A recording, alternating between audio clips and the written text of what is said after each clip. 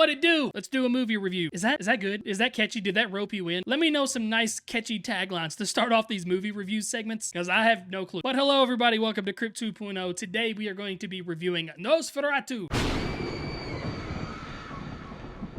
I saw this movie on New Year's Day, so I've had a few days to really mull over my experience that I had at the movie theater, and man, was it an experience. I'll give you guys a quick synopsis and my initial reactions on everything that was going on that I was watching. Now, this will be my first ever movie review, so forgive me if the format isn't how you're used to. I don't know how these are supposed to go. I got a playlist that I'm going to create. This will be the only one in the playlist so far, but if there's any other movies you guys want me to check out over the year, comment them down below. As you can see, I'm a massive horror fan, so that will take precedent. I'm not afraid to watch any movie, all right? But Nosferatu was portrayed to me as going to be one of the more scary movies that I would see out of 2024, so I did have a good amount of expectations going into it. I didn't watch any of the trailers. I saw some posters for it on Twitter, and I saw a few tweets about it and some friends mentioning the movie, and I was halfway familiar with the idea of the original Nosferatu from like the early 1900s, but SpongeBob was what I automatically go back to when thinking about it with the hash-slinging slasher. But yeah, I thought there were a lot of really cool things about this movie. I thought there was a lot of bad things about the movie that I didn't like. I don't know how everybody else feels about this, but yeah, here we go. Let's